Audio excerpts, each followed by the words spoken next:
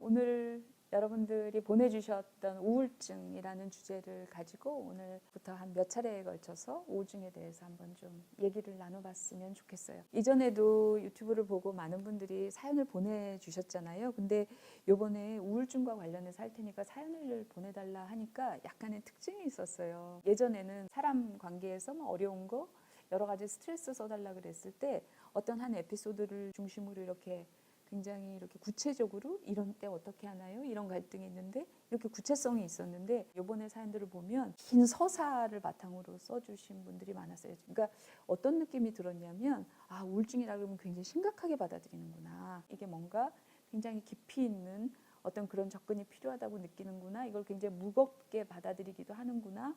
뭐 이런 느낌들이 좀 있었어요. 그래서 우리가 말은 똑같이 우울증이라고들 너나 할 것 없이 요즘에 많이 말하는데 그럼 우리가 말하는 그 우울증이라는 게 지금 다 같은 얘기를 하고 있는 건가? 아니면 저마다 전혀 다른 얘기를 그냥 표면적으로 우울증이라고 얘기하고 있는 건 아닌가? 뭐 그런 생각도 들고 그래요. 그래서 우울증의 실체에 대해서 한번 좀 생각해보는 시간들이 앞으로 좀 쭉 이어졌으면 좋겠다 싶어요. 오늘도 어떤 한 사연을 바탕으로 여러분들하고 같이 얘기를 나눴으면 좋겠어요. 어린 시절 아버지는 술을 드시고 퇴근하는 날마다 어김없이 난동을 피웠습니다. 세간을 다 때려 부쉈습니다. 엄마를 때리고 언니와 저에게도 손찌검을 했습니다. 가족 내에서 누구에게도 위로받지 못했습니다. 비난과 질책이 난무했습니다. 도저히 삶이 나아질 것 같지 않았고 더 이상 삶을 살아야 할 이유를 찾을 수가 없었습니다. 그러던 18살 어느 날 자살 시도를 했습니다. 그런데 아이러니하게도 수면제 먹고 자살을 시도한 저를 아버지가 제일 먼저 발견해서 병원으로 데려갔고 저는 살았습니다. 그러나 아버지는 그 후에도 변하지 않으셨습니다. 얼마 후 아버지는 희귀병에 걸리셨고 그렇게 20년을 투병하던 중에 작년 급격히 악화되었습니다. 어머니는 일을 그만두고 아버지 병간호를 하셨습니다. 언니는 병간호를 하는 엄마를 도왔습니다. 저는 직장 때문에 아버지 병 간호하는 것에 한 발 물러나 있을 수밖에 없어 죄책감이 들었습니다. 그래서 퇴근 후에 자주 아버지를 찾아뵀습니다. 저 나름 온 힘을 다해 노력했지만 그 누구에게도 인정받지 못했습니다. 올 1월 아버지는 돌아가셨습니다. 너무나 허무했습니다. 뭐라도 하지 않으면 마음을 채울 길이 없어서 다이어트 프로그램을 시작했는데 다이어트 후에 대학 때 경험했던 거식증이 재발했습니다. 지금은 퇴사를 앞두고 있습니다. 불확실한 미래와 재발한 거식증 때문에 마음이 괴롭습니다. 어떻게 극복해야 할지 모르겠습니다. 저는 나름 노력한다고 했지만 결과는 항상 구렁텅이로 빠져버리는 것 같습니다. 지금은 아무것도 하고 싶지 않습니다. 더 이상 그 어떤 노력도 하고 싶지 않습니다. 저는 우울증인 걸까요? 이 끝나지 않는 암흑 속에서 어떻게 해야 빠져나올 수 있는 걸까요? 이런 사연을 보내주셨어요. 긴 얘기죠. 이분이 자기 마음을 적어냈는데 두 부분으로 좀 나누어지는 것 같아요. 내가 겪어왔던, 내가 살아왔던 삶을 팩트 베이스로 기술한 것이 있고 그리고 자기 마음을 중간중간 얘기한 것이 있고 이렇게 두 파트로 나눠져 있어요. 일단 팩트 부분이라고 하는 것은 그러니까 상황에 대한 기술인 거예요. 어린 시절 아버지가 술 드시고 난동 피우고 엄마 때리고 어린 언니랑 나도 때리고 세간 다 부수고 여기까지는 팩트를 기술한 거죠. 근데 이분이 그 다음에 뭐라고 한 줄을 적으셨냐면 가족 내에서 누구에게도 위로받지 못했습니다. 비난과 질책이 난무했습니다. 본인의 마음이 한 줄 나와요. 그 다음에도 또 팩트 베이스로 자기 상황을 쭉 해요. 그래서 살 의미를 찾지 못해서 자살 시도했고 근데 그걸 아이러니하게도 아버지가 발견해서 나는 또 아버지로 인해서 다시 살아났고 그리고 아버지가 병에 걸렸고 거의 20년 투병했고 그리고 나는 병간호를 할 수 없어서 죄책감에 시달리면서 계속 아버지를 찾아뵙고 그런 팩트 베이스의 얘기가 나오고 그 다음에 한 줄에 또 이분의 마음이 다시 한 줄 나와요. 저 나름 온 힘을 다해 노력했지만 그 누구에게도 인정받지는 못했습니다. 그 다음에 아버지가 돌아가셨고 너무 허무했고 뭐라도 하지 않으면 마음을 채울 길이 없어서 다이어트 프로그램을 시작했고 그 다음에 거식증이 재발했고 지금 퇴사를 앞두고 있고 그리고 또 본인의 마음이 또 나오죠. 일생 나름 노력한다고 했지만 결과는 항상 구렁텅이로 빠졌습니다. 지금 아무것도 하고 싶지 않습니다. 어떤 노력도 하고 싶지 않습니다. 제가 팩트하고 마음하고 이렇게 구분을 했는데요. 저는 이걸 보면서 어떤 느낌을 받았냐면 시험 문제를 내는데 문제를 내주면서 답까지 가르쳐주는 선생님 가끔 있어요. 팩트라고 했던 부분은 문제를 내는 거예요. 이런 상황, 이런 상황, 이런 상황이었다. 근데 제가 아까 마음이라고 했던 부분을 얘기를 했는데 치유를 하는 사람 입장으로 그 앞에 있다 보면 이 얘기를 했을 것 같아요. 이런 상황이 있었어요. 손찌검하고 어렸을 때 아버지가 다 때려부셨어요. 그럼 저는 가족 내에서 누구한테도 위로를 못 받으셨군요.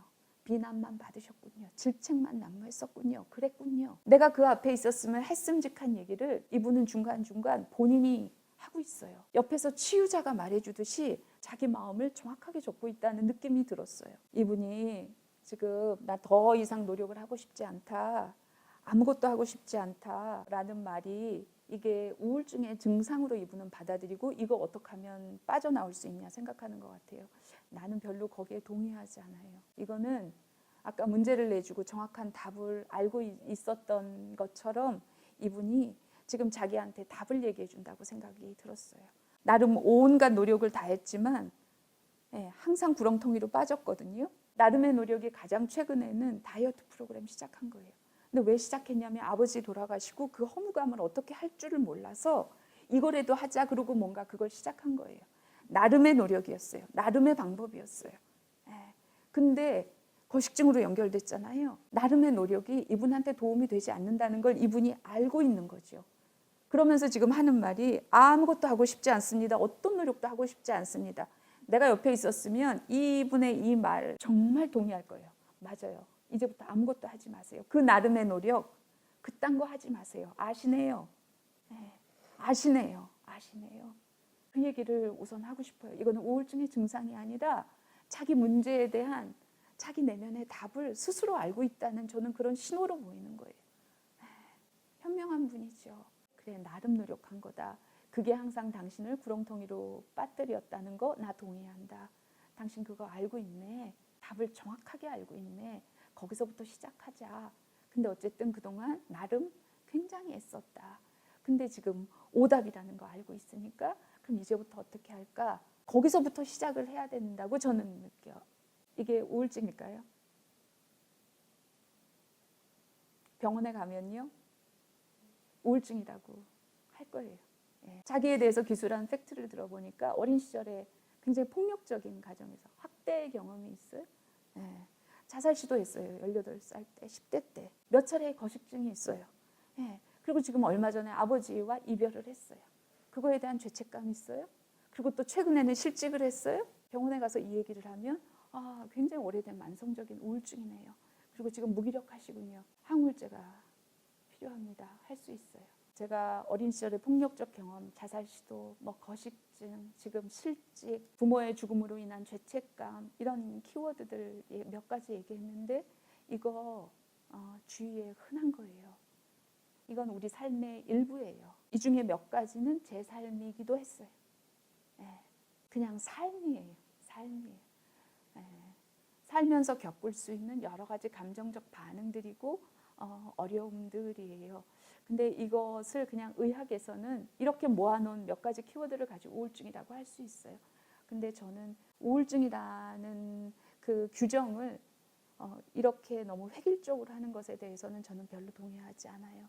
그래서 거기까지 우리가 문제의식을 공유하고 그리고 여러분들이 듣다가 궁금한 거 있으면 또 질문을 하시면 제가 얘기를 좀 해볼게요. 중간에 눈물이 글썽하는데 어떤 마음이 들어서 그랬을까요? 아무것도 안 해도 된다. 나름 그 노력 안 해도 된다고 하신 말씀이 저도 그런 말을 한 번도 안 들어봐가지고 근데 그게 그냥 너무 따뜻하게 느껴졌어요. 이런 상황이면 보통 주변에서 어떤 얘기를 들었어요? 그냥 빨리 털고 다 일어나라. 이렇게 멘탈이 약하냐. 그냥 무조건 앞만 보고 가야 된다는 그런 식으로 말을 많이 들었던 것 같아요. 우리가 보통 이럴 때 흔히 그런 얘기들을 듣는데 그것이 왜 틀린 얘기인지, 그게 듣기 싫어서 틀린 얘기가 아니라 그게 왜 정확하지도 않고 틀려먹은 얘기인지 다시 얘기할게요.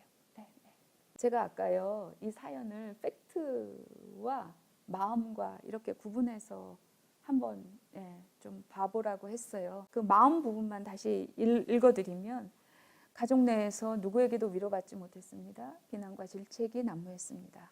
저 나름 온 힘을 다해 노력했지만 누구에게도 인정받지 못했습니다. 이 마음을 표현하는 얘기가 되게 공감을 해주는 얘기이기도 하지만, 저는 이 당시 이 사람의 심리적인 마음의 내면을 정확하게 진단하는 이야기이기도 하다고 생각해요. 공감이 다정하고 따스하고 부드럽고 그냥 감싸 안고 정서적으로 다독다독하는 얘기만이 아니에요. 이 말은 이 사람의 상황을 가장 입체적으로 정확하게 진단하는 정확한 말이기도 해요. 그래서 치유의 언어예요. 정확한 공감은 사람의 마음을 정확하게 치유해요. 다정한 말이기도 하지만 정확한 말이기도 하고 정확한 진단의 다른 이름이기도 해요. 그래서 아마 듣다가 눈물이 나는 것도 나를 이렇게 정확하게 어루만져주는 그런 느낌이어서 그러지 않았을까? 그런 느낌이 드네요. 누구도 내 마음을 알아주지 않았다.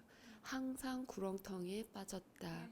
이제 이런 마음을 그분이 이제 썼는데 저도 이제 그게 꽂혀서 굉장히 이제 눈물이 나고 했어요. 근데 마음으로는 그게 정말 정확한 건데 거기에서 정말 많이 헤맸던 것 같아요. 왜냐하면 사실은 내 마음은 그런데 머리가 이제 어떻게 아무도 너를 위로해주지 않았어. 그때 걔도 있었고 막 이런 식으로 그거는 정확한 상황 인식이 아니야. 네가 너무 부정적으로 생각하는 거야. 마치 그 긍정적인 사고의 어떤 색깔을 띠고 있지만 정말 내 마음을 몰라주는 그게 오히려 근데 되게 정확한 척을 하고 있지만 거기서 정말 많이 헤매고 그랬던 것 같아요. 그래서 그 선생님의 지금 이게 정말 정확한 그 진단이고 그렇다는 말이 아직도 아까 막 머리에서 그게 정확하다고 막 이런 얘기도 들리지만 마음은 알고 있어서 되게 또 그게 이렇게 반응이 오고 그런 걸 지금 겪고 있어요. 그렇죠. 생각과 마음이 모순이 될 때 항상 마음이 옳아요. 그런 좋은 얘기, 그러면 머리로는 그래, 제가 나를 위해서 그러는 걸 거야. 저럴지도 몰라. 그렇지만 마음이 불편하거나 마음이 미진하거나 마음이 찜찜하거나 아니면 화가 나거나 예를 들어서 그런 경우 있잖아요. 그러면 우리는 생각 쪽이 맞다고 생각하고 이런 마음을, 이런 감정을 통제하려고 해요. 제가 선의로 그런데 이런 마음을 먹으면 안 되지. 나를 엄마가 아빠가 사랑해서 하는 말인데 내가 이런 마음을 가지면 안 되지. 생각에 맞춰서 내 감정을 통제하려고 그러죠. 우리가 굉장히 익숙하게 하는 방식이죠. 그게 쌓이면서 나를 계속 찌르는 거죠. 그래서 계속 출혈이 일어나는 거죠. 출혈 끝에 탈진이 오고 그러다 보면 사는 게 너무 고단하다. 그런 마음으로 가는 거죠. 그래서 생각과 마음이나 감정이 충돌할 땐 항상 마음이 옳다. 그것만 잊지 않으면 거기서부터 시작을 하는 것이 옳습니다. 지금 얘기를 하는 과정 중에 우울증에 대해서 우리가 흔히 생각할 수 있는 몇 가지 화두가 또 여러분들의 질문 속에서 또 나오네요. 계속 얘기할게요. 다음 편에 다른 사례를 가지고 그 얘기를 또 다루게 될 것 같아요. 오늘 이 사례는 여기까지 하겠습니다.